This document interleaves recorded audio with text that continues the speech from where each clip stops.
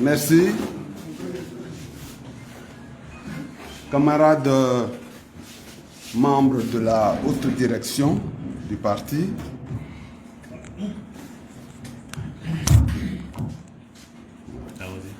camarades membres de la haute direction du parti, camarades membres du parti, je vous salue et je vous remercie d'être venus à cette tribune, la 30e. Mesdames et messieurs, les professionnels des médias, je voudrais aussi vous remercier. Même si profession oblige, vous avez pris de votre temps pour venir nous écouter et comme toujours faire l'écho de cette tribune qui est maintenant à sa 30e édition. Donc soyez remerciés. Mesdames et messieurs, camarades militants et militantes, je voudrais terminer ce chapitre de remercier. Je ne puis terminer ce chapitre de remerciements sans remercier le plus illustre d'entre nous, son Excellence, M. Laurent Gbagbo, président du parti, qui a pensé et permis la mise en marche de cette tribune pour que un parti d'opposition comme le Parti des peuples africains Côte d'Ivoire puisse s'exprimer dans ce contexte particulièrement difficile pour les médias. Que le président donc soit remercié. Alors, pour parler de ce thème qui est la fuite des cerveaux, que nous avons intitulé « Encore un échec du RHDP », nous allons axer notre propos autour de 3 axes. D'abord, faire un rappel du contexte social pour comprendre ce qui se passe. Ensuite, nous allons parler de la fuite des cerveaux pour en dégager l'ampleur et montrer les causes et le danger que cela peut représenter si l'on y prend garde.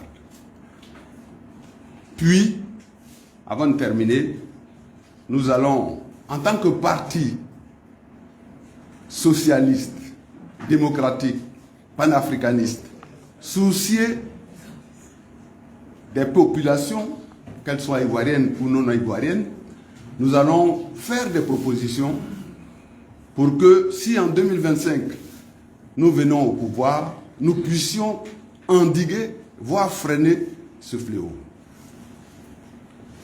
Donc, quel est le contexte social dans lequel survient cette fuite des cerveaux? Eh bien, la vie est dure, le contexte social est difficile en Côte d'Ivoire. Tout le monde reconnaît qu'il est pénible de vivre dans ce pays. Depuis la prise du pouvoir par le président Alassane Ouattara et son gouvernement, c'est difficile de pouvoir vivre en Côte d'Ivoire.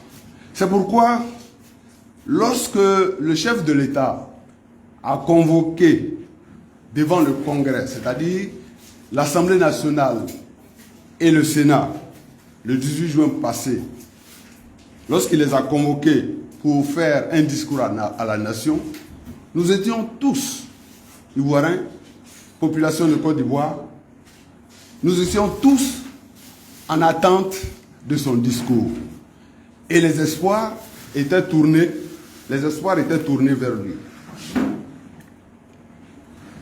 Alors, malheureusement, le chef de l'État, sans faux fuyant, au lieu de répondre à l'attente des Ivoiriens, est venu faire l'éloge de son équipe gouvernementale, l'éloge de la première dame. Pour lui, le bilan de l'action gouvernementale et l'immixtion de la première dame dans les dossiers d'État était parfait. Après avoir passé environ 1 heure à parler de l'activité économique, de l'évolution attendue des taux de croissance, du cadre macroéconomique, du nombre de kilomètres d'échangeurs construits, ou encore des rangs que notre pays occupe au plan agricole en matière de cacao, de caoutchouc, d'huile de palme et de coton. C'est juste à la fin du discours, au moment où l'attention de l'auditoire baissait fortement, que le chef de l'État a évoqué en 2 phrases laconiques la question de la vie chère. Je voudrais dire que pour nous au PPACI, cette question de la vie chère, si on pouvait faire une échelle des valeurs, des problèmes qui préoccupent les Ivoiriens, cette question serait au premier rang des priorités, des préoccupations des Ivoiriens. Donc les termes utilisés par le chef de l'État, et je cite, « La question de la cherté de la vie reste bien évidemment une préoccupation de nos concitoyens que nous comprenons parfaitement. Nous sommes engagés sur la voie des solutions durables à cette question. » Point. Cette réponse, on ne peut plus légère à une question essentielle comme le problème de la vie chère qui impacte fortement la vie, les décisions et les comportements des populations. Cette réponse, dis-je, légère, nous montre que le gouvernement et le président et le chef de l'État ne peuvent pas résoudre ce problème. Alors, une question nous vient à l'esprit au PPACI. Au vu de ce bilan que j'ai énuméré tout à l'heure, que le chef de l'État a fait, au vu de l'enrôlement même dans la CMU, puisqu'ils disent qu'ils ont enrôlé un grand nombre et que maintenant la CMU fonctionne, tous ces éléments-là nous font poser la question suivante. Mais l'Ivoirien, le jeune Ivoirien, est-il tombé sur la tête? Pour être plus sérieux, dans un pays où tout va pour le meilleur des mondes, d'après le discours du chef de l'État, pourquoi une si grande fuite des cerveaux? Pourquoi tant de suicides parmi les forces vives de la nation? Je rappelle que nous sommes premiers en tant que premier pays ayant le plus grand nombre de suicides et 5e pays dans le monde. Pourquoi le taux de chômage est-il si élevé? À tel point que les jeunes n'ont que 3 destinations après leur diplôme. Soit ils sont gérants de cabines téléphoniques, soit ils sont chauffeurs de taxi Yango, soit ils vont se noyer dans la Méditerranée. Si tout va bien dans le meilleur du monde, pourquoi tant de problèmes chez les jeunes? C'est pour comprendre donc, avant de venir à la fuite des cerveaux, ce qui se passe, le contexte social. Donc cette difficulté à laquelle tout le monde est confronté, vous et moi, est comme une boîte de Pandore qu'on ouvre et son ouverture est responsable de tous les maux, de plusieurs maux. Un des mots dont nous parlerons dans cette tribune est donc la fuite des cerveaux. Et notre propos est de situer la responsabilité du gouvernement RHDP dans cette déchéance sociétale à travers la fuite de plus en plus grande des cerveaux et des forces vives de la nation, en particulier les agents du ministère de la Santé qui fuient vers l'extérieur en masse. Nous avons donc choisi le problème des agents de la santé puisque nous sommes responsables au niveau du parti de la santé, de la sécurité sociale et de l'assurance maladie. Alors, la fuite des cerveaux maintenant. C'est un phénomène chronique qui est vécu, on me dira, par la plupart des pays en développement, mais qui a pris une ampleur indescriptible depuis l'avènement au pouvoir du gouvernement actuel. Pour qu'on comprenne la motivation qui pousse le Parti des peuples africains Côte d'Ivoire à en parler, il faut comprendre la peine de revisiter notre histoire récente en quelques mots. Dans les années 80-90, les pays en développement, en particulier ceux d'Afrique subsaharienne comme la Côte d'Ivoire, ont eu d'énormes difficultés causées par la baisse des prix des matières premières. Tout le monde le sait. La conséquence a été, pour ces pays, et en particulier le nôtre, l'essoufflement du plein emploi. Avant, moi j'en ai profité, déjà, dès qu'on sortait de l'université, on était sûr pratiquement d'avoir un emploi. Ce n'est plus le cas. Il y a eu aussi, le gouvernement a pris des mesures comme les incitations à la retraite volontaire anticipée, le gel des recrutements dans la fonction publique. Cette situation difficile sur les plans financiers et sociaux s'est achevée, s'est toutefois améliorée, de manière notable après l'atteinte du point d'achèvement de l'initiative Pays pauvres très endettés, PPTE, et par son Excellence, M. Laurent Gbagbo, qui était président en cette période-là de la Côte d'Ivoire, dans les années 2010. On en a pour preuve la conférence de presse qui a été co-animée par le ministre Feu Dibi Kofi Charles et les représentants de Bretton Woods, le FMI, la BAD, la Banque mondiale, pour faire cette déclaration ici à Abidjan le 10 juillet 2012 à Abidjan. Donc concrètement, grâce aux efforts du président Laurent Gbagbo et de ses gouvernements successifs, la Côte d'Ivoire obtenait l'effacement de la grande majorité de cette dette extérieure. Elle redevenait donc solvable aux yeux des institutions internationales de finances. Nous rappelons ces faits-là parce qu'il est important de savoir comparer deux types de gouvernance. La gouvernance sous son Excellence Laurent Gbagbo, qui a été combattue sans répit par la France, la CEDEAO, la communauté internationale. Une gouvernance à laquelle on n'a fait aucun cadeau. D'une part, parce qu'on se souvient que la France et l'ONU avaient parrainé la partition de notre beau pays en deux.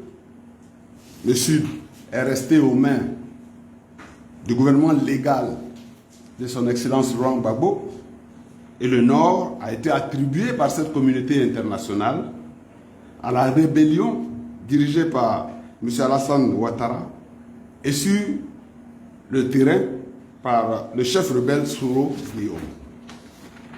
Donc cette gouvernance-là doit être distinguée de la gouvernance du président Ouattara qui débutait son coup d'État armé avec tous les voyants au vert puisqu'il avait les acquis de la PPTE. Il attendait donc la manne financière qui n'avait pourtant pas négocié.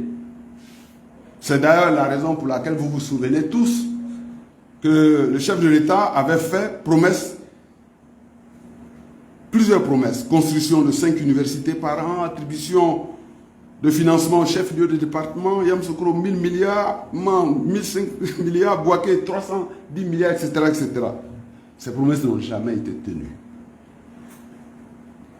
Donc, connaissant cette situation financière favorable après le point d'achèvement, le président Ouattara aussi, dans ses slogans de campagne, a profité pour décréter un quinquennat de la jeunesse depuis 2015. On ne peut donc pas raisonnablement comprendre que ce soit les jeunes en général, les agents du ministère de la Santé qui sont jeunes et du supérieur, qui s'exilent de plus en plus à l'étranger. Nous en voulons pour preuve le courrier numéro 016 du ministère de la Santé, de l'Hygiène publique, courrier adressé par le directeur de cabinet de ce ministère, demandant à tous ces services de signaler dans les plus brefs délais la liste du personnel de santé en situation d'émigré. Nous en voulons aussi pour preuve, récemment, l'article de l'hebdomadaire, nos amis journalistes le connaissent, l'hebdomadaire Le Franc-Tireur du 26 août 2024, qui est intitulé « Ministère de la Santé, les médecins spécialistes fuient les hôpitaux ». Donc, Cette note du cabinet et cet article récent montrent à quel point le problème de la fuite des personnels ressources, qui sont les cerveaux pour lesquels le pays a investi grandement, est un problème grave et aigu. Quelle est la réalité des faits? Selon un rapport de l'Organisation de coopération et de développement économique, OCDE, publié en 2011, entre 10 000 et 15 000 personnes émigrent chaque année vers les pays de l'OCDE. Ce sont pour la plupart les diplômés de l'enseignement supérieur, mais comme nous sommes réunis aujourd'hui, nous parlerons du cas des agents de la santé. Et entre 2013 et 2018, les destinations préférées étaient la France, 22%, les États-Unis d'Amérique, 20%, le Canada, 12%. Et le nombre de migrants titulaires d'un diplôme d'enseignement supérieur était de 450 000. Actuellement, les intentions d'émigrer sont environ de 32% dans la population ivoirienne. C'est énorme. Ça veut dire qu'un jeune sur trois, voudrait émigrer. La jeunesse ne veut plus rester au pays, ne voyait aucun espoir à l'horizon. Nous sommes d'autant plus à l'aise pour en parler que nous ne faisons que reprendre les propos d'une personnalité française qui déclarait cette année même sur nos radios privées que sur les 124 000 demandeurs d'asile officiels que la France avait enregistrés, 68% étaient des Ivoiriens. Une majorité écrasante devant des pays comme la Syrie, l'Afghanistan, le Nigeria, etc.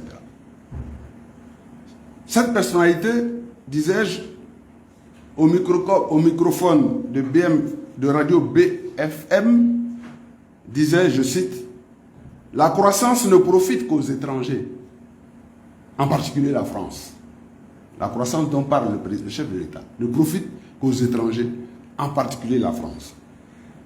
Les jeunes Ivoiriens qui devraient en profiter, fuient les immeubles, les ponts, les kilomètres de bitume pour traverser la Méditerranée au péril de leur vie.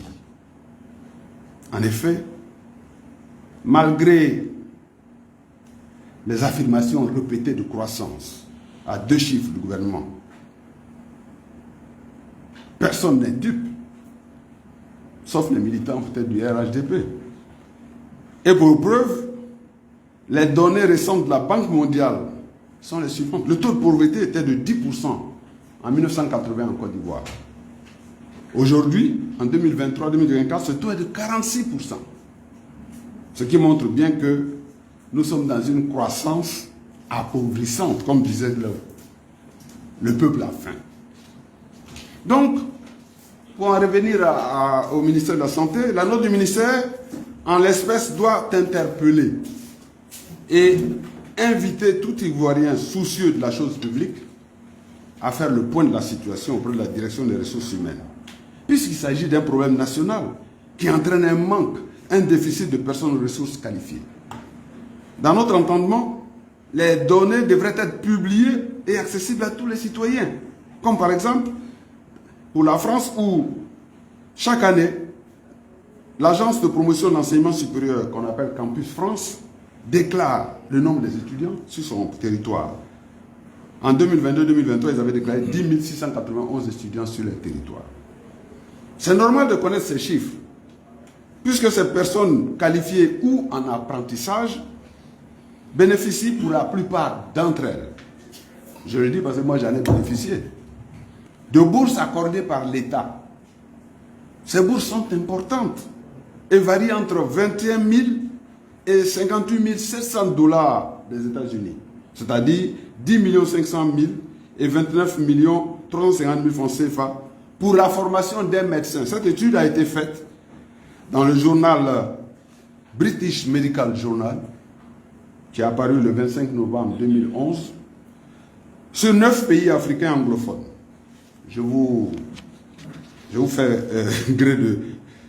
chose pour les noms, on peut les citer, mais ce n'est pas la peine. Donc pour des pays comme le Sénégal, le Ghana, le Cameroun, l'Ouganda, le Zimbabwe et l'Afrique du Sud, les données sur l'immigration du personnel de santé et des cadres sont disponibles pour tout le monde dans les revues et sur l'Internet. Ainsi, nous avons pu avoir leurs chiffres et ou leur pourcentage. Le Sénégal, émigration 37,9%, Ghana 61,9%, bien sûr, Cameroun 42%. Mais ça, c'était des chiffres de 1984 à 2002. En Côte d'Ivoire, 32%. Et entre 500 et 600 personnes qui migrent sur la période de 2012 à 2023. 500 et 600 personnes. Malheureusement pour nous, ces chiffres ont été obtenus par des renseignements personnels. Il a été impossible pour nous, à la direction des ressources humaines du ministère de la Santé, d'avoir accès à ces chiffres concernant donc les agents émigrés. Même quand nous avons demandé et justifié notre demande pour des recherches académiques, le ministère n'a pas voulu nous donner ces chiffres. Mais on sait qu'autour de 500 à 600 personnes, sur une période de 2012, sur 10 ans, ont migré concernant seulement le personnel de la santé. Alors, cette situation nous permet d'ouvrir la parenthèse sur la guéguerre des chiffres que nous a livré le directeur de cabinet du ministère après notre tribune du 16 mai 2024. Le PPACI avait donné un ratio sorti du rapport annuel concernant la santé, RASS, et le PPACI avait dit donc à cette tribune que le ratio des médecins par habitant était de 1,4 médecins pour 10 000 habitants. Le ministère est monté sur ses chevaux pour dire que oui, le PPACI sort de mauvais chiffres. 29 000 et pour 5 158 habitants. Alors, nous voudrions préciser que c'est eux qui ont les chiffres. Mais nos chiffres viennent des rapports internationaux que eux-mêmes, mais ils ne sont pas forcément inscrits à la fonction publique. Et puis d'autre part, si c'est le chiffre du ministère de la fonction publique était vrai, pourquoi alors le même ministère aurait demandé en 2023 la formation curieusement rapide de 80 généralistes en 6 mois pour devenir des spécialistes en gynéco-obstétrique? Ce que nous avions dénoncé vigoureusement en son temps, pour respecter les règles de la formation de spécialistes, car le spécialiste ne peut pas se décréter par une quelconque autorité, c'est un cursus pour devenir spécialiste.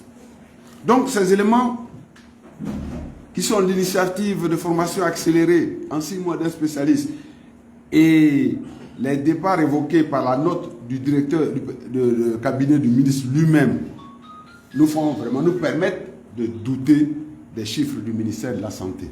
Et nous persistons à croire que nous serons capables,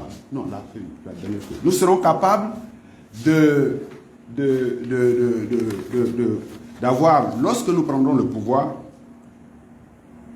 un ratio de médecins pour 6 000 habitants en 2030, voire un ratio de médecins pour 3 000 habitants en 2040. Et cela sur des faits réels. Donc, les agents vont au Canada, qui est la destination de prédilection, en particulier le Québec, et les agents sont, pour la plupart, comme vous le savez tous, des agents faisant partie du ministère de la Santé. Ce pays utilise donc cette main-d'œuvre qualifiée venue d'Afrique pour faire fonctionner son système de santé en manque de personnel au fil des ans, avec une population vieillissante, pour combler le manque de médecins en zone desservie. Le pays a placé des bureaux d'immigration dans la plupart des pays africains comme la Côte d'Ivoire. Il priorise donc les demandes de permis de travail de résidents temporaires pour des secteurs essentiels comme le secteur de la santé. Il y a eu beaucoup d'actions qui sont faites par leur gouvernement.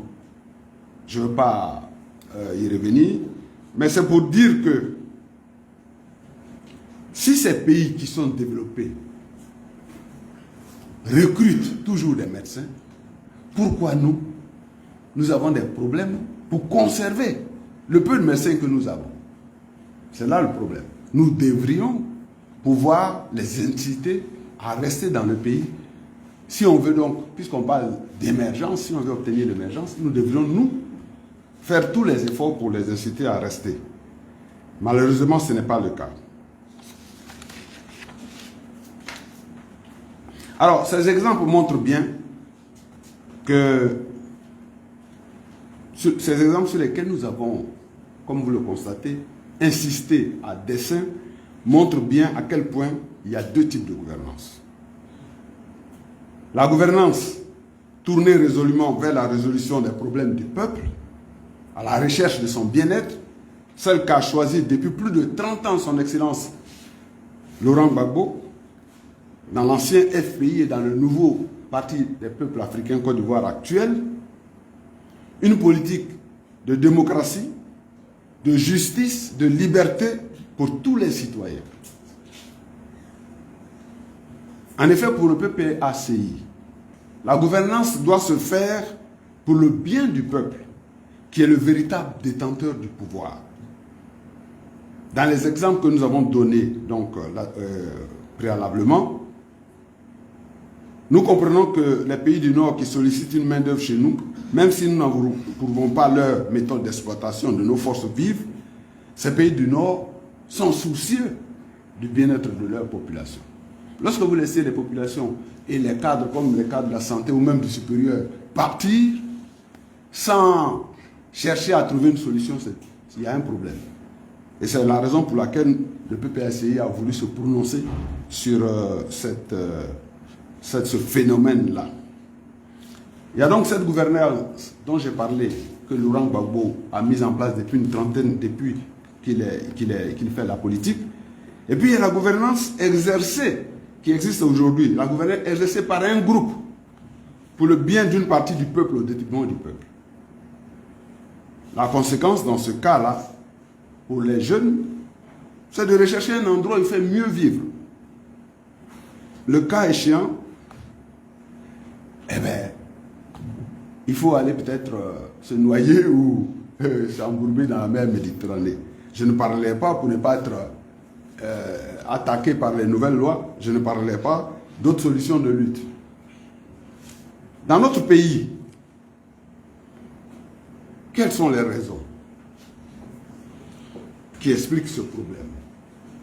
Nous avons voulu donc tout à l'heure vous montrer l'ampleur du problème. Maintenant, nous allons vous donner les raisons. De nombreux problèmes ont surgi donc depuis la prise du pouvoir RHDP. Mais on peut en retenir 5 qui sont d'ordre général et qui sont liés même à la profession. Ces 5 problèmes et ces 5 problèmes expliquent donc que les jeunes, et en particulier les agents valides de la santé, fuient le pays. Le premier problème, qui est d'ordre général, c'est la paupérisation générale de la population, avec cette vie chère dont nous avons parlé en prélude, pour toutes les couches sociales. Le deuxième problème, c'est les mauvaises conditions de travail des agents dans les structures de santé et dans l'enseignement supérieur. C'est donc lié aux problèmes techniques. Le troisième problème, c'est l'inadéquation entre les salaires et l'évolution du coût de la vie. C'est un problème général. Le quatrième problème, c'est la hantise d'une retraite de misère. Ce n'est pas parce qu'on est jeune qu'on n'a pas cette hantise. Si on est responsable, dès qu'on commence à travailler, on prépare sa carrière et son futur. Lorsqu'on va devenir retraité, comme c'est nous, dans notre cas présent, on n'est plus capable d'avoir un minimum, eh bien, si on a l'occasion de partir, si on nous propose des postes ailleurs, on part. Et enfin, le cinquième problème, qui est un problème d'ordre général, c'est le mauvais paysage socio-politique avec l'apparition, je n'allais pas dire ce mot, mais dans mon esprit, du rattrapage ethnique, qui est un phénomène socio-politique unique. Alors, la paupérisation générale de la population. Je ne veux pas trop insister, tout le monde sait ici que la vie est trop chère. On constate que vivre en Côte d'Ivoire est devenu comme une sinécure. Les loyers, en moyenne, sont compris en 200 000, 400 000 francs CFA dans les pays de moyen, dans les quartiers de moyen standing. Le studio varie entre 40 000 et 50 000 dans un quartier comme Yopougon. Au niveau de la communication, je n'en parle pas puisque des députés avant nous, qui ne sont pas partis du PPACI, avaient fustigé donc le coût des octets. La nourriture est hors de prix sur les marchés d'Abidjan. Le prix des denrées alimentaires, le poisson connaît une augmentation de 13 à 30% selon les marchés. 3 bananes plantées en 1500. Je me suis dit d'être terre à terre, mais il faut que les gens comprennent que la vie est dure. Le kilo de riz non parfumé passe à 650, 750, 700, 800 même quelquefois. Le kilo de viande, 3500 avec os, sans eau à 4500. L'huile est actuellement de 1200 francs, 1700 francs selon le volume. Le sac d'oignon est passé de 8500 à 16 000 francs. Le sac de 25 kilos. Le tas de petites aubergines est à 600 francs, alors qu'avant, nos mamans les achetaient à 200 francs sur le marché. Bon, je ne parlais pas de la boîte de lait, je ne parlais pas de la baguette de pain, vous tous vous mangez du pain. Même si le prix est resté le même, le poids a changé. Donc, je ne vais pas y revenir. Ouais. Donc, on peut comprendre aisément le dénuement, la pauvreté extrême, dans lesquels vivent 38 et 46% des Ivoiriens selon la Banque mondiale, depuis les années 2015. De nombreux foyers ne connaissent plus, depuis cette période, la notion des 3 repas quotidiens. Tout le monde est à, pour parler comme le Pougon, un koukao. C'est-à-dire que c'est un repas par jour. Alors, que dire de la santé? Elle est hors de prix. Même dans nos hôpitaux publics. Même dans nos hôpitaux publics. À titre d'exemple, dans un hôpital public qui devrait en principe s'occuper du citoyen lambda, eh bien, une hospitalisation pour une crise de reviviscence paludique, donc disons pour le palu, peut coûter, selon les FSU comme ou les CHU, entre 50 000 et 125 000 francs CFA.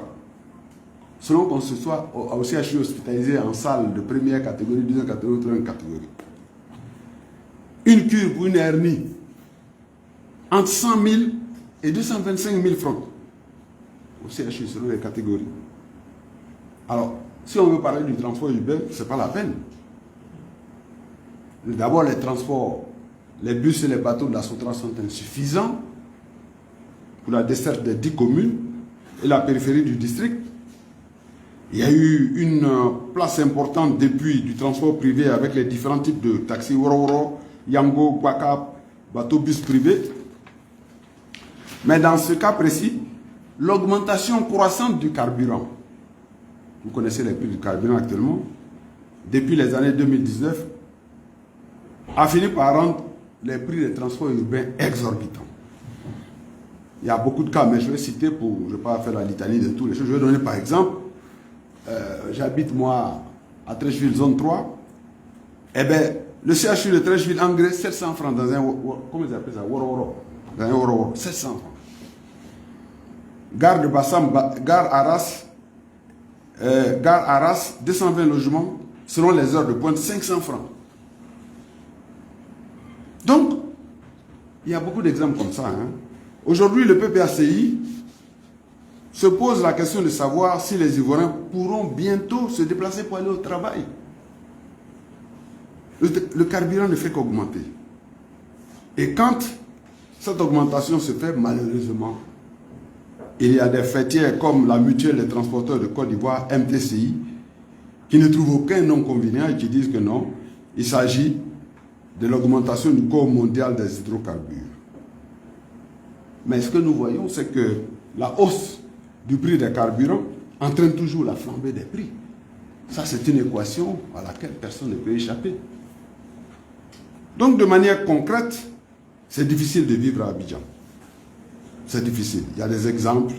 Si un jeune qui commence à travailler, qu'on paye 150 000 francs par mois, qui loue un studio à 50 000 à Yopougon, et qui dîne à 32 000 francs par mois, qui a les charges d'électricité à 20 000, hein, qui doit faire une souscription téléphonique, à la fin du mois, si se serre vraiment la ceinture, il ne lui reste plus que 13 000 francs pour ses soins, ses loisirs et ses économies. Est-ce que cela est possible? Est-ce que cela est vivable? Donc, à un moment de cette existence, ce jeune-là se pose la question de savoir si le travail en vaut la peine. S'il ne faut pas s'expatrier parce qu'il se nourrit mal, parce qu'il est mal logé, parce qu'il ne peut pas économiser pour le futur, parce qu'il ne peut même pas s'offrir un minimum de loisirs. Il peut déprimer, il peut se suicider même, ou se réfugier dans l'alcool, ou jouer à la loterie pour espérer échapper à la chape de plomb des empires satisfaits.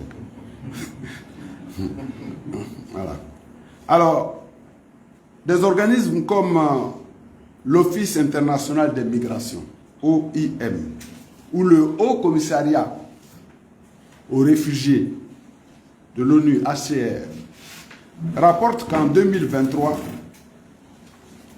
plus de 12 000 personnes débarquant à Lampedusa, en Italie, déclaraient être de nationalité ivoirienne. Vous avez vu la réaction du gouvernement là-dessus. Chacun donne ses chiffres. Bon, je ne vais pas y revenir, vous avez tous vu ça sur les médias télévisés. Alors, mais ce qu'on retient, c'est que Lampedusa déclarait que sur 12 000 personnes qui débarquaient sur leur côte,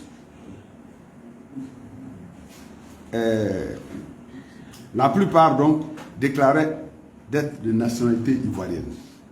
Cela représentait 230% d'augmentation du nombre des Ivoiriens dans la période de 2017 à 2023. Nous avons fait différentes enquêtes sous forme de questionnaires simples. Et ces enquêtes-là, en zone urbaine et rurale, révèlent que la principale cause de cette immigration massive, c'est la paupérisation galopante et la vie chère. J'en veux pour preuve la casse. Lorsque le gouvernement a entrepris de détruire la casse de la Bobo à Nador, mais à la télévision, à la télévision, ils ont même parlé en disant, mais puisqu'on casse, nous, on va prendre la Méditerranée. Ça, c'est pas moi qui le dis, vous avez vu ça. Donc, pour le PPACI, le seul responsable, c'est le gouvernement RHDP, incapable de contrôler, de réguler la vie chère. En effet, que peut-on attendre concrètement d'une augmentation de 20 000 francs CFA sur les salaires, comme cela a été dit, si concomitamment tous les prix flambent sur le marché? C'est un coup d'épée dans l'eau. Plutôt que de faire de grosses pancartes à tous les coins de rue, comme on l'a vu lors de la promesse d'augmentation de salaire, plutôt que de faire des effets d'annonce, le PPACI pense que la vraie solution pour les Ivoiriens est la politique d'un vrai contrôle, d'une vraie maîtrise des prix par le ministère du Commerce, ce qui n'est pas le cas et qui deviendra le cas en 2025 si le PPACI revient au pouvoir. Donc pour le PPACI, le seul responsable de cette situation est le gouvernement RHDP à travers sa gouvernance, qui n'a pas compris que le premier rôle d'un gouvernement, c'est de travailler au bien-être des populations. Alors, je vous fais grâce de certains détails pour aller plus vite, pour dire que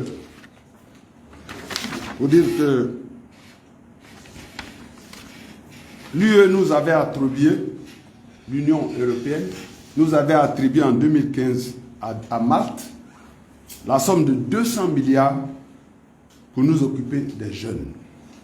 L'utilisation de ces fonds par le gouvernement RHDP n'a jamais été transparente. Les jeunes Ivoiriens représentent donc 68% des demandeurs d'asile en Occident, malgré les apports extérieurs, les aides extérieures. Donc, on peut déduire raisonnablement que le bien-être des populations n'a jamais été la priorité et que ce gouvernement est incapable de mettre en place une politique cohérente et efficace pour la jeunesse. Ce que le PPACI va faire lorsqu'il va vous présenter très prochainement son programme de gouvernement. Le deuxième problème, c'est les mauvaises conditions de travail. C'est un problème technique. Nous avons choisi de nous appesantir sur ce pas parce que dans le domaine de la santé, les infrastructures sont vieillissantes. La plupart des bâtiments ne sont pas entretenus. Vous tous, vous savez que les hôpitaux, les CHU, qui sont les hôpitaux de référence, ont été fermés pendant plusieurs années. Et ça pénalise les populations. Ça fait payer les médecins à ne rien faire. Et puis les populations n'ont pas de place pour faire des consultations. Ça, ce n'est pas bon. Même si maintenant ces services viennent d'être mis à disposition avec l'aide de la Coupe d'Afrique, pour qu'on puisse les ouvrir urgemment, la dernière Coupe d'Afrique, ce n'est pas bon. Et puis les motifs de ces fermetures sont des motifs simples qu'on peut régler. Ce sont des problèmes d'étanchéité. Je parle sur le contrôle du professeur Dekou qui est chef de service actuellement à Cocody. Ce sont des problèmes de plomberie, d'électricité. Ce ne sont vraiment pas de grands problèmes pour un gouvernement. Qui peuvent être largement évités s'il y avait un suivi technique correct. Au niveau de la santé aussi, les plateaux techniques, les laboratoires ne sont pas mis à niveau. Je ne veux pas développer, parce que vous tous, vous savez, vous avez un parent ou quelqu'un qui est parti à l'hôpital, où on lui dit, bon, vous êtes venu, on vous fait une ordonnance, allez faire les examens dans une clinique privée. Les examens, parce qu'on ne peut pas faire les examens, tel examen de sang n'existe pas ici. Pourquoi, dans nos hôpitaux, les stocks des intrants, etc., doivent-ils manquer? Ce n'est pas normal. Il y a aussi une rupture fréquente des stocks de médicaments à la pharmacie des hôpitaux. Donc c'est la mort dans l'âme qu'un médecin consciencieux, lorsqu'il vous consulte, il vous donne une ordonnance. Il y a, bon, je vous ai vu, tenez une ordonnance, aller acheter à la pharmacie. C'est dans une pharmacie de l'hôpital. Il y a une nouvelle pharmacie de santé publique. Il y a beaucoup de choses liées. Enfin, sur le plan technique, pour les hôpitaux, il y a le manque de personnel. Je ne veux pas y revenir parce que la guerre que le ministère nous a menée est une guerre qui n'en vaut pas la peine puisqu'on voit les faits. Et puis on sait aussi que les chiffres sont têtus.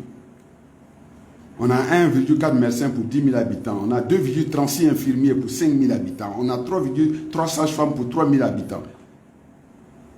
Ce qui donne une densité professionnelle de 8,57 pour 10 000 habitants. Or, la norme donnée par l'OMS est une densité de 23 personnels de santé au moins pour 10 000 habitants. Nous en sommes à 8. 8, c'est insuffisant. Donc, ne vous étonnez pas si vous allez à l'hôpital qu'il y a des services où il n'y a pas d'infirmiers, où il n'y a pas de médecins, etc. Maintenant, sur le plan général, un des problèmes, c'est l'inadéquation, excusez-moi, entre les salaires et l'évolution du coût de la vie. Quand on considère les grilles salariales des agents de l'État, on se rend compte que les salaires sont compris pour les agents du secteur de santé entre 153 308 francs et 473 913 francs. Le VP qui est chargé de l'entrepreneuriat et qui a longtemps travaillé dans le privé doit rire sous cap parce que ce ne sont pas des salaires dignes. Et donc, malgré les nouvelles mesures salariales prises par le projet de loi des finances portant sur le budget 2020, dans son annexe 1, dans son annexe 5, pardon, et malgré une augmentation proposée par le chef de l'État en janvier 2023, on se rend compte que la plupart des Ivoiriens, avec les agents de la santé en tête, éprouvent de grandes difficultés à joindre les deux bouts. C'est le lieu de rappeler ici les mesures que son Excellence M. Laurent Gbagbo avait prises en son temps au pouvoir pour améliorer les conditions salariales malgré les conditions de guerre et malgré la division du pays en deux parties.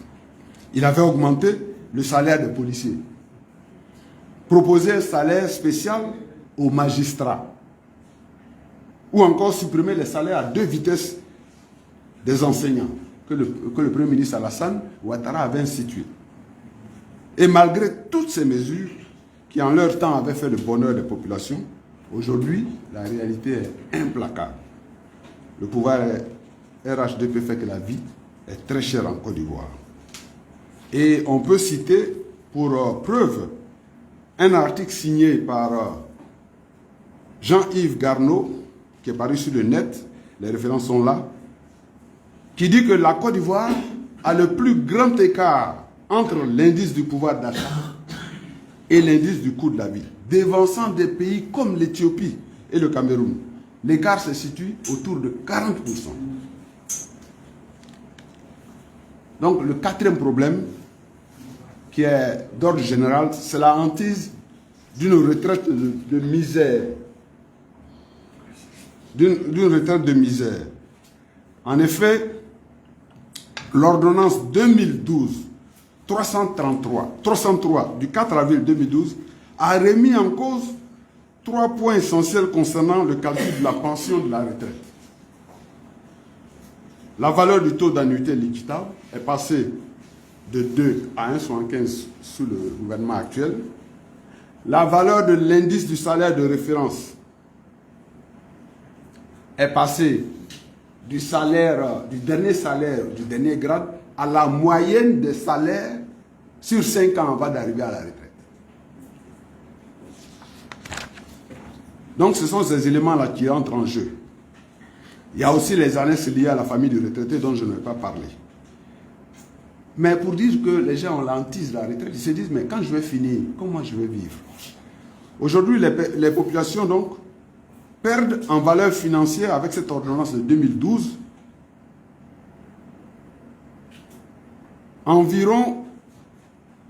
ils perdent environ 1/5 de leur salaire, 1/5 du taux de leur pension. Par exemple, en 2012, un agent touchant 500 000 francs CFA par mois pendant 30 ans d'activité. Il faut qu'on donne des chiffres pour que les gens touchent du doigt la vérité des choses. Alors, cet agent-là, il gagnait avec l'annuité liquidable de 2 et le dernier chiffre, et le dernier salaire, il gagnait donc 2 multiplié par 30 ans de service, multiplié par 500 000, divisé par 100. Ce qui fait qu'il gagnait autour de 300 000 francs de pension lorsqu'il allait à la retraite, alors que quand il travaillait, il avait 500 000. Bon. Aujourd'hui, avec l'ordonnance de 2012, quand on fait le calcul, ça devient 1,75 multiplié par 30, multiplié par 450 000, la moyenne des 5 derniers salaires, ce qui fait, et divisé par 100, ce qui fait que la personne gagne 236 250. Il y a un gap de 63 750 francs CFA. Donc 1/5 du salaire. Moi, je viens de prendre ma retraite. Je ne touche pas le même salaire qu'un agrégé, qu'un titulaire de chaire qui est parti dans les années 2012-2014. Nos aînés avaient pratiquement leur salaire. Moi, je paie 1/5 de choses sur ce salaire. Donc, on revient comme au temps des enseignants à 2 salaires pour la même chose. 2 salaires pour le même grade. Alors, toutes ces mauvaises conditions de travail font que les jeunes gens commencent leur vie active. Ils vont être démotivés. Si on leur propose un poste ailleurs, avec des conditions meilleures, ils s'en vont. C'est ce qui explique donc que les gens s'en vont. Et puis, je vais terminer avec la 5e raison qui est une raison politique, qui est une raison générale. C'est le mauvais paysage politique. C'est vrai qu'il s'agit des médecins, mais c'est une tribune politique. Alors, depuis 2011, les Ivoiriens, même ceux qui avaient jubilé avec l'éviction de son Excellence le président Gbagbo, ont constaté eux-mêmes, à leurs dépens, des anomalies qui n'honorent pas le pays. Parmi ces anomalies, le principal, le plus impactant, je le dis vraiment, je le pense, c'est le rattrapage ethnique. Ce rattrapage a remplacé de facto le sacro-saint esprit d'émulation basé sur la compétence qui avait permis, depuis Houphouët-Boigny jusqu'au président Gbagbo, de mettre au poste important de l'État des citoyens de toutes les régions de Côte d'Ivoire, pourvu qu'ils soient compétents et capables. On peut illustrer près de nous cette volonté de choisir les meilleurs par l'appel à candidature que le président Gbagbo a instauré pour choisir les directeurs du Trésor public, des impôts et de la douane. Ces 3 personnalités n'étaient pas issues du parti du président Gbagbo. C'étaient des Ivoiriens compétents, simplement. On peut aussi mettre aux oubliettes le temps où la Côte d'Ivoire gardait ou rappelait jalousement ses cadres principaux cerveaux. Il est loin le temps où, rendons à César ce qui est à César, feu le président Houphouët-Boigny usait de tout son poids pour faire revenir des cerveaux comme feu le ministre hier des Aïe. Bon, beaucoup ne l'ont pas connu, mais il avait été major au Massachusetts Institute of Technology, MIT. C'était vraiment quelqu'un que les États-Unis voulaient garder. Il faut voir, il a fait revenir pour travailler parce qu'il avait besoin d'un cerveau. Il n'a pas dit, ce monsieur-là a été PDC ou des choses. Il a fait revenir. C'est fini le temps où le président demandait aux cadres de rentrer au pays, de laisser les postes internationaux pour développer le pays. Aujourd'hui, l'appartenance au régime RHDP et ou à la région du Nord nous semblent les principaux critères d'avancement professionnel et de nomination.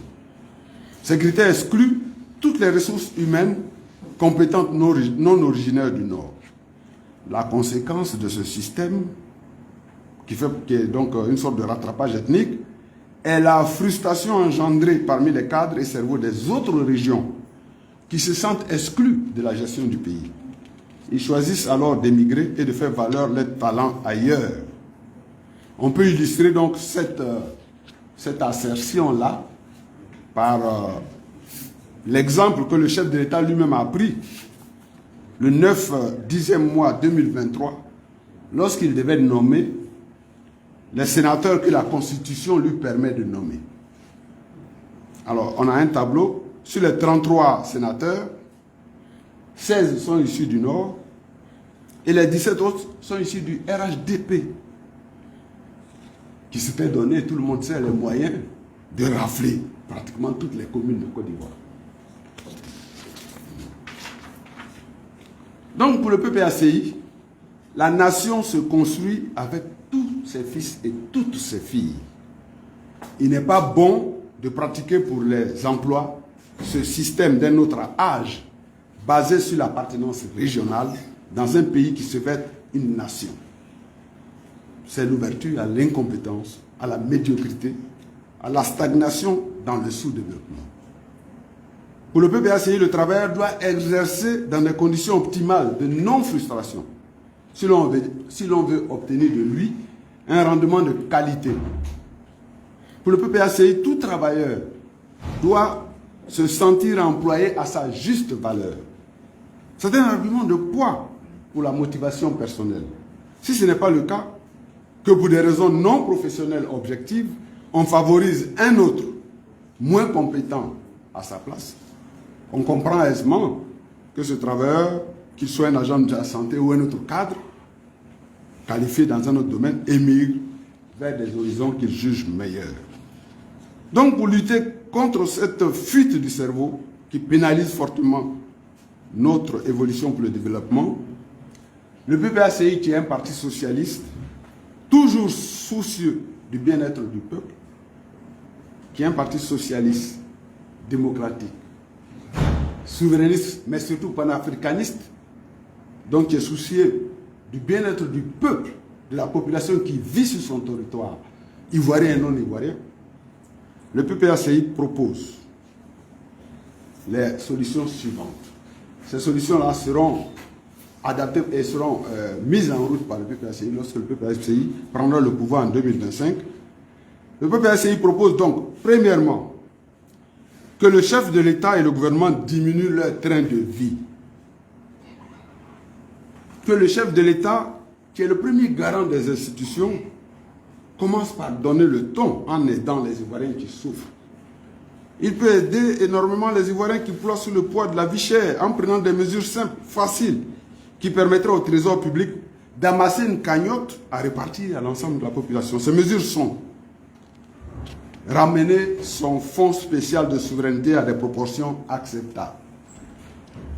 Ayant accordé 342,6 milliards, environ 3% des 13 000 milliards du budget général, au chef de l'État, ce n'est pas moi qui le dis, c'est la lettre du continent. Au chef de l'État, celui-ci se retrouve avec un fonds spécial présidentiel excessif, il faut qu'on le dise. Si on compare son fonds au budget 2024 de tout le ministère de la Santé, qui est de 620 milliards. Lui, il a 342 milliards. De tout le ministère de la Santé à 620. C'est-à-dire que le fonds de souveraineté là représente 55% de tout le budget du ministère de la Santé. Et ce fonds qu'on lui a attribué est distinct du budget de fonctionnement de la présidence qui est passé de 80 à 100 milliards. Ce qui revient à un cumul de 442,6 milliards de francs CFA. On a contourné la logique financière pour augmenter la cagnotte présidentielle en utilisant un subterfuge. J'appelle ça un subterfuge, le programme présidentiel d'urgence, pour justifier donc ces fonds. Alors, ce programme-là, les populations n'en ont jamais vu l'impact. Ça, c'est le premier point. Donc, nous demandons que l'État diminue son train de vie en diminuant, excusez-moi, en diminuant le fonds de souveraineté. Nous demandons aussi que le chef de l'État vende au moins un de ses aéronefs. Il y en a plusieurs. Hein? À quoi sert-il d'avoir plusieurs avions présidentiels puisqu'un avion a une espérance de vie de moins 35-40 ans? Nous demandons aussi de justifier le fonds d'appui aux femmes de Côte d'Ivoire, FAFCI, de 26 milliards dont bénéficie son épouse, la première dame. Parce que il y a un ministère de la femme qui existe déjà. Ensuite, le PPAC demande que le chef de l'État réduise le nombre de ministres et ne conserve que les ministres à portefeuille. Le gouvernement de Soro à Gon Coulibaly, donc tous les gouvernements qui se sont passés depuis la prise de pouvoir du chef de l'État, ont compté en moyenne entre 33 et 54 ministres pour un pays comme la Côte d'Ivoire. Aujourd'hui, je rappelle que comparaison n'est pas toujours raison, mais le premier gouvernement de Houphouët-Boigny, il n'y avait pas plus de 11 ministres. Hein. C'est vrai que dans cette période, la Côte d'Ivoire devait avoir 3 millions d'habitants, mais quand même, on peut gérer. Ce n'est pas le nombre pléthorique qui permet de gérer. Alors, aujourd'hui, à quoi servent donc les ministres-gouverneurs? Si tant est qu'il existe des autorités administratives et préfectorales de région. On pourrait aussi réduire le nombre, on demande aussi de réduire le nombre de véhicules de fonction par ministère et direction. Et puis, surtout, de réduire le nombre des institutions de l'État. C'est paradoxal qu'un pays en développement comme le nôtre, il ne compte qu'environ 30 millions d'habitants, 29 millions et quelques. Ce pays-là est 17 institutions. Alors que des pays comme les États-Unis d'Amérique et la France n'en ont qu'entre 5 ou 6. Le PPAC demande aussi, surtout à la justice, d'enquêter et de sanctionner les ministres ou les directeurs de sociétés d'État responsables des détournements scandaleux impunis auxquels tout le monde a assisté depuis la prise du pouvoir du RHDP. Les exemples sont légion, vous les connaissez. On peut vous rafraîchir la mémoire avec le cas du ministère de l'Enseignement supérieur. Hein? On peut vous rafraîchir la mémoire avec le cas du fonds d'entretien routier. On peut vous rafraîchir la mémoire avec le cas du Conseil Café-Cacao dirigé par Mme Massenguier et autres. On peut vous rafraîchir le cas avec la mémoire avec le cas du FDFP récemment. Et ou encore, comme on parle de la santé, du CHU de Trècheville, où d'énormes sommes ont disparu, selon un rapport de la Cour des comptes, sans que la justice ne lève le petit doigt. Donc, premièrement, diminuer le train de vie. Deuxièmement, que le gouvernement revalorise les budgets des secteurs de la santé et de la recherche. Augmenter les budgets des ministères de la Santé à 15% au moins du budget général, comme le recommandent les normes d'Abuja. Augmenter le budget de la recherche, qui est moins de 1% du budget national, ce n'est pas normal. Parce que l'homme, avec grand H, l'être humain, doit être au centre de tout développement, parce qu'il a des capacités insoupçonnées. Donc si on augmente ce budget, cela permettra de mettre à disposition des techniciens et des chercheurs du domaine scientifique les outils nécessaires pour valoriser leurs compétences. Et lorsque quelqu'un travaille, quand il sent que sa compétence est reconnue, même s'il travaille à des prix qui ne sont pas très élevés, mais le fait de se sentir valorisé peut l'empêcher, peut le susciter à rester sur place.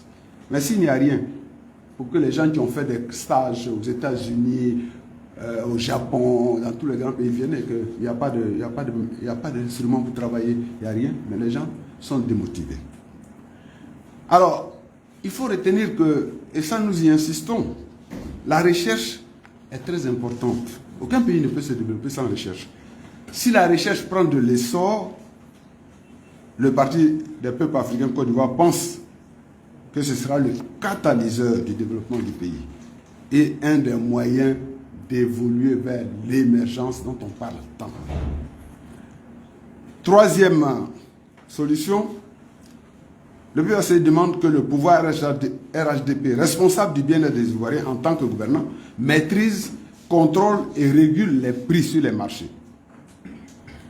Les arguments donnés, qui sont que la cause est conjoncturelle, avec la guerre en Ukraine, la pandémie du Covid-19, qui impacte sur la vie, nous ne sommes pas suffisants. Enfin, le PPHCI demande que le pouvoir RHDP n'abandonne pas le retraité. Ça c'est technique, c'est général aussi. Qu'on soit dans le public ou dans le privé, un jour on travaille, un jour on va à la retraite. N'abandonne donc pas le retraité qui doit profiter, comme cela se doit, de la vie active qu'il avait vécue auparavant. Et l'ordonnance 2023 et 2012-303 sur la retraite ne laisse pour compte le retraité. Donc, à ce sujet qui est d'un sujet d'importance, le PPACI propose qu'il faut porter à 75% le taux de réversion de la pension au conjoint survivant en cas de décès. Ça permet de continuer la retraite. Le PPACI propose de contribuer à la création d'une mutuelle de santé pour les travailleurs et retraités du secteur privé. Et enfin, il faut supprimer pour le pauvre retraité les impôts, et les impôts sur la pension. Ça ne sert à rien. Donc voilà un peu ce que le PPACI propose. Nous allons donc terminer en disant qu'au vu de toutes ces choses, il faut une alternative crédible, novatrice sur le plan de la gouvernance, pour permettre que toutes les populations vivant sur notre territoire puissent le faire dans la décence et dans la dignité. Le Parti des peuples africains, Côte d'Ivoire, avec son candidat Laurent Gbagbo, est cette alternative de 2025. Je vous remercie.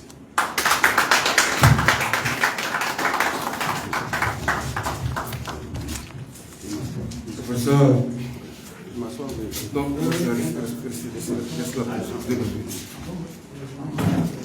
ça s'appelle en français facile le coup magistral. Je vous remercie. Félicitations. Amis de la presse, vous pouvez vous asseoir, professeur. Non. Vous récupérez un peu. Je rappelle que pour cet ami retraité, il faut qu'on le ménage quand même un peu. Amis de la presse, on vous enverra, comme à notre habitude, la version électronique de propos du professeur. Pour l'heure, je vous laisse le temps de poser les questions que vous souhaitez poser afin que les éléments de réponse soient détaillés pour vous, si vous le souhaitez. Alors, vous vous présentez, votre organe de presse, et vous posez la question.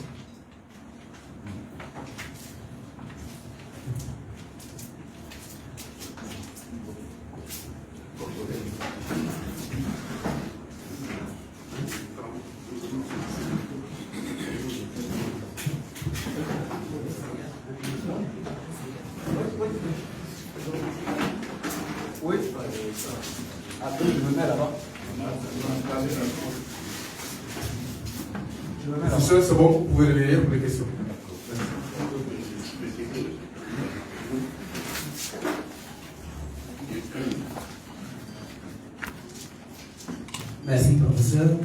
Je suis Gobson Zago du journal La Nouvelle Alliance.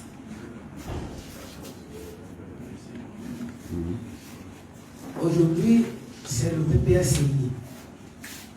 Hier, c'est le FPI qui créait l'assurance maladie universelle. Aujourd'hui, je voudrais savoir si, c'est vrai qu'on n'est plus au FPI, on est au PPACI, mais si le PPACI est satisfait de la façon dont cette histoire de ces buts-là se passe. Son obtention est devenue obligatoire, elle doit être présentée dans toutes les démarches administratives, en dehors même des établissements sanitaires. Est-ce que c'était ça l'objectif? Merci.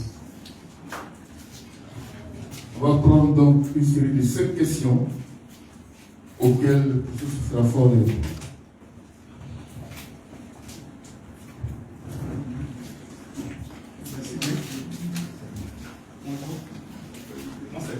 Je suis à groupe Progrès Mondial. Je suis journaliste, mais je suis journaliste d'investigation. On est très content pour le bien exposé du professeur, c'était exceptionnel. Mon problème qui se pose aujourd'hui, il y a deux questions, pas trois. La première question, le PPACI, le nombre est rentré. Le nombre est rentré en Côte d'Ivoire, tous sont heureux. Mon problème, il y a beaucoup d'Ivoiriens qui sont paralysés. Et pour ces jeunes, naturellement, on fait un peu l'investigation du sondage. On peut appeler les 30 Ivoiriens qui sont en Mauritanie, en Mayotte, d'autres. Là, c'est un peu la porte d'entrée. Au Maroc, il y a les 30 Ivoiriens en Mauritanie. Parce qu'au Ghana, on fuit la maltraitance et certaines situations. Il y a que jeunes qui sont restés. Togo, comme ça, parce qu'il y avait beaucoup de problèmes. Aujourd'hui, d'être rentré, le constat, il y a beaucoup de jeunes qui hésitent à rentrer parce que simplement, ils ont connu beaucoup de problèmes dans ces pays-là. Parce qu'à l'époque, il y a eu le décret Trump. Le décret Trump qui a pris, le président américain a bien décret le départ de tous les réfugiés africains en Europe. Surtout les réfugiés, il a fait du blessé. Mais ce décret n'a pas été appliqué. Et ça crée beaucoup de crises au Ghana, en Côte d'Ivoire. Parce que pour la première fois, le constat qui est un peu triste, on voit des Ivoiriens arriver au Ghana, on voit des Ivoiriens arriver au Togo, on voit un peu dans ces pays-là, et les décrets pour le départ de ces réfugiés-là n'ont pas été appliqués. Les jeunes m'ont dit qu'on ne peut pas rentrer en Côte d'Ivoire, puisque les conditions tout le temps passées, c'est difficile. Où est-ce une opportunité? Ce qui a fait beaucoup de jeunes pour immigrer sont allés en Mauritanie. Et actuellement, la situation est un peu est très difficile. Très très difficile. Et il y a beaucoup de qui sont en Mauritanie. Il y a beaucoup qui sont ailleurs. Et ce que le gouvernement peut voir, il y a pas réellement d'actions posées. Donc, peut-être là, actuellement, quelles actions ont été posées pour ces jeunes-là? Pour ces personnes qui sont en Mauritanie, c'est exprès en Mauritanie. C'est un début aujourd'hui. Il y a une tribune. Très d'accord pour cela. Mais on a fait un mouvement qui est voyou. Pardon? On a fait un mouvement qui est voyou. Face à ce gouvernement, qu'est-ce qu'on peut réellement régler cette situation? Parce que si c'est la tribune, c'est une dictature, on ne va pas jamais partir par la démocratie. Quelle façon de vraiment poser les problèmes? Merci.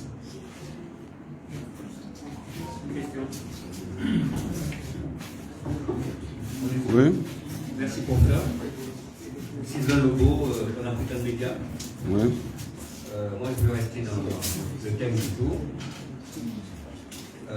C'est vrai, vous n'êtes pas encore au gouvernement, mais je voudrais poser la question suivante. Quelles sont les mesures que votre parti, le PPACI, entend mettre en place pour réunir les talents dans le secteur de la santé? Quelles sont les mesures concrètes? Merci. Encore deux questions. Après, on est obligé, on peut commencer à répondre. C'est bon? Professeur. Oui. Allez-y. Ok. Ah oui, les micros sont là.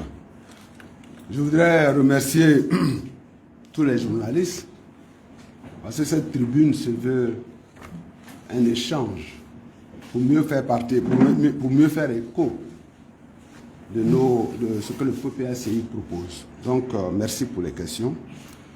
Je m'excuse, je n'ai pas retenu le nom, mais il y a une première question, deuxième question, c'est comme ça que je vais tenter de répondre.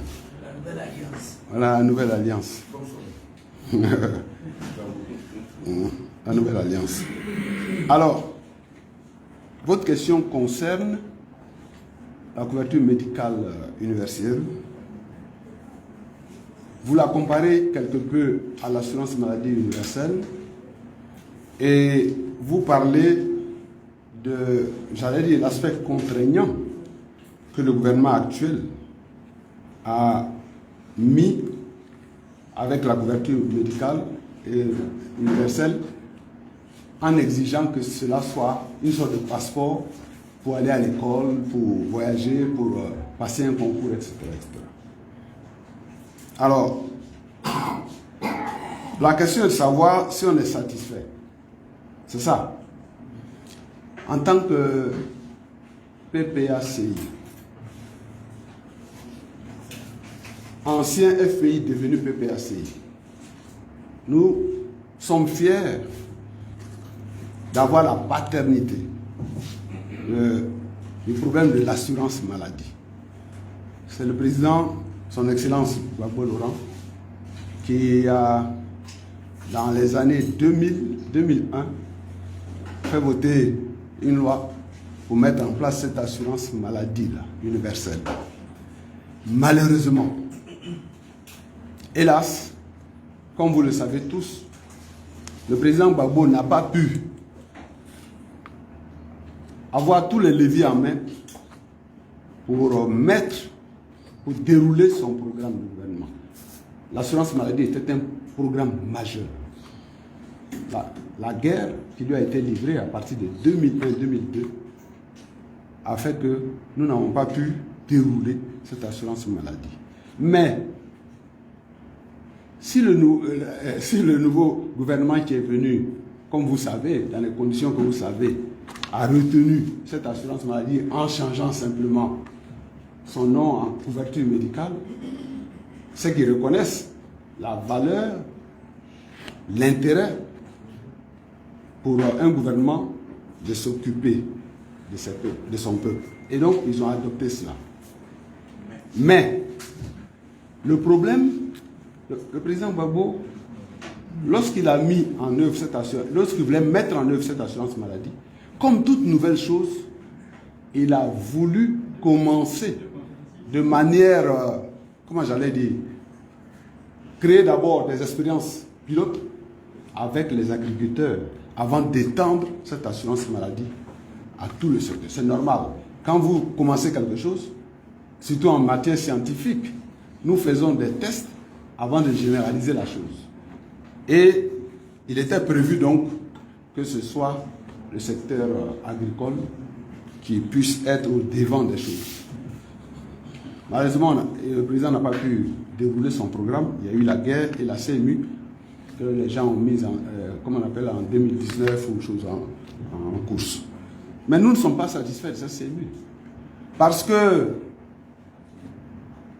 malgré toute la campagne publicitaire qui en est faite, les usagers ne sont pas satisfaits parce que la couverture maladie devrait pouvoir permettre à tous les Ivoiriens, puisque eux ils ont généralisé d'emblée avec tous les fonctionnaires, etc., sans chercher à chose. Ça devrait permettre donc à ces gens-là de pouvoir aller à l'hôpital, se faire soigner au moindre coût et avoir des médicaments dans les pharmacies aux médicaments. Ce n'est pas possible. Aujourd'hui, je pense que vous avez une carte de couverture médicale. Est-ce que réellement... Excusez-moi. Est-ce que vous avez satisfaction vous-même? Donc, nous, on n'est pas satisfaits. Ils ont voulu nous tricher. Ils ont voulu faire la photocopie, mais la photocopie ne ressemble pas à l'original. Maintenant, concernant son aspect contraignant, lorsque ils avaient publié la première fois cet aspect, le PPACI avait dénoncé cet aspect. Pour dire que, je parle sous la couverture d'un ancien DG de l'assurance, une assurance, même si elle est obligatoire, c'est le patient, enfin c'est le prestataire qui choisit son assurance. Donc si quelqu'un n'a pas si quelqu'un n'est pas assuré, vous ne pouvez pas le condamner. L'idéal serait qu'il s'assure. Mais s'il n'est pas assuré qu'il veut faire un concours, qu'il veut aller à l'école, vous ne pouvez pas l'empêcher. Nous avions dénoncé cela. Je ne connais plus le numéro du journal, mais dans le temps, nous avions dénoncé cette situation, qui n'était pas une situation qui est normale. Et ils ont répondu en disant que oui, il y avait une loi qui disait que par la suite, on devrait imposer cela à tout le monde. Oui, on devait imposer cela à tout le monde, mais en commençant de manière progressive. Nous avons un plan. Je ne peux pas rentrer dans les détails pour l'instant, puisque notre programme de gouvernement n'a pas été exposé officiellement. Mais nous avons un plan pour cette assurance maladie. Nous ne sommes pas satisfaits d'abord l'enrôlement. Elle l'avait piétiné. C'est lorsqu'on a mis l'aspect contraignant que les gens ont commencé à s'enrôler, qui pour aller à l'école, qui pour passer un concours, mais ce n'est pas vraiment avec volonté, sincérité.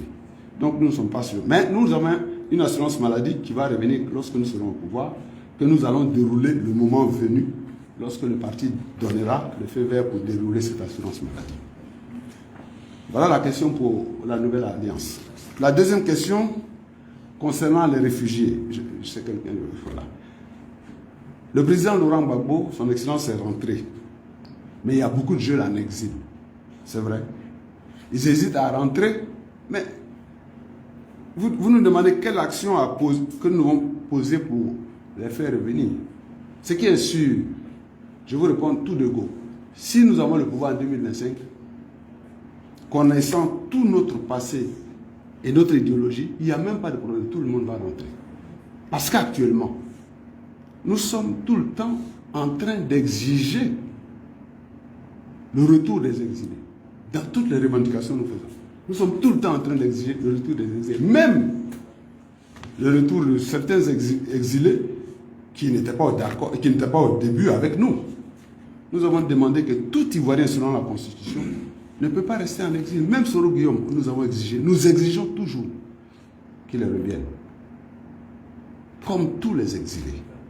Si nous sommes au pouvoir, il n'y a pas de problème, je pense. Son Excellence va instruire son gouvernement et mettre les conditions idoines pour que les exilés reviennent. Maintenant, quel acte poser pour faire partir Ouattara? Bon, écoutez, vous voulez de manière détournée me faire parler de l'appel de Gbagbo et de son excellent Gbagbo à Benoît. Mais c'est un domaine qui est réservé au président Laurent Gbagbo, président du parti, ancien président de la République.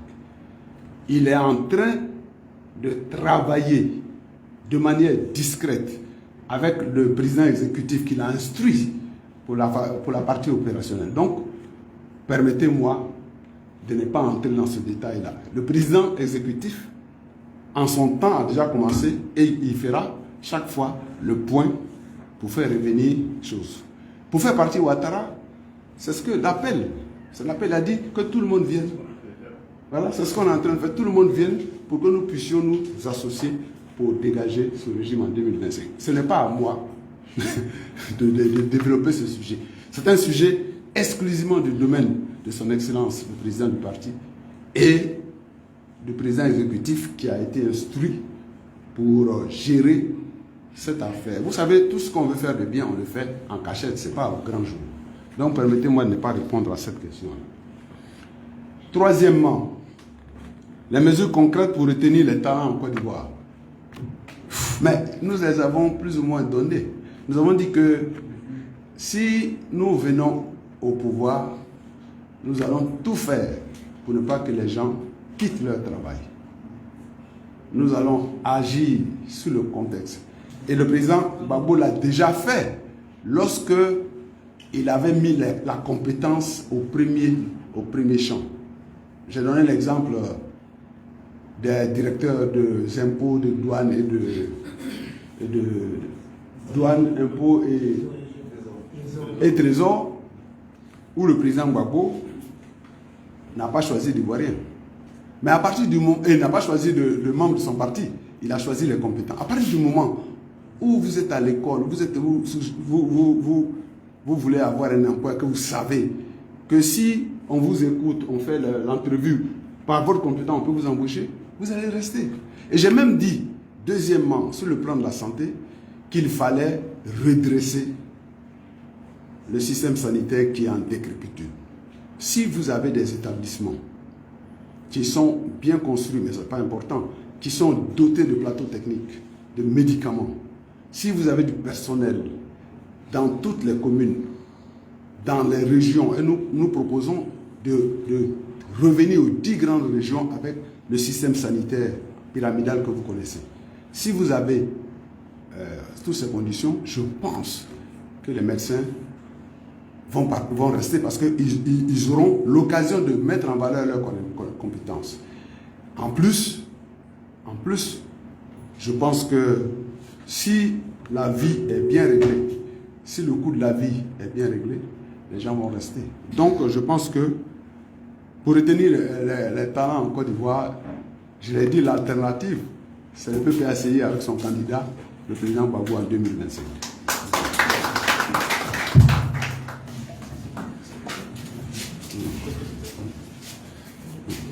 Quand je regarde la presse, je pense qu'il n'y a plus de questions. Professeur, Oui.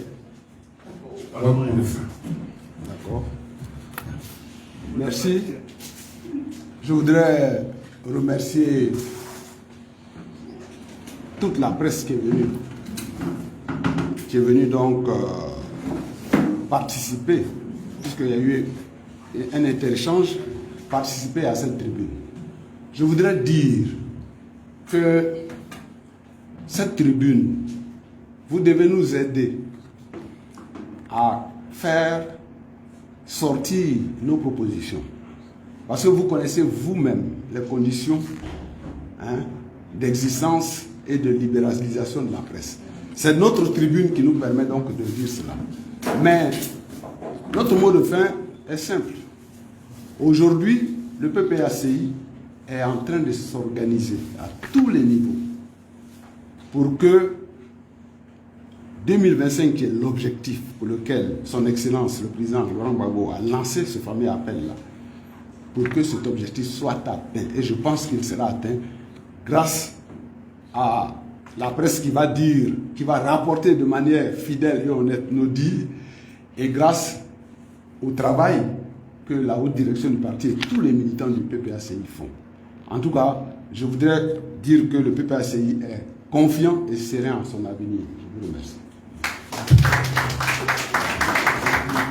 Ici s'achève le 30e numéro de notre tribune, le PPACI. Je vous remercie, amis de la presse. Merci à vous, les dirigeants du parti qui êtes là. Rendez-vous dans 15 jours. La team, on vient d'écouter la 30e édition de la tribune du PPACI. La tribune du PPACI aujourd'hui était animée par le professeur Toutou Toussaint, qui nous a édifié aujourd'hui sur plusieurs points, en commençant par la cherté de la vie.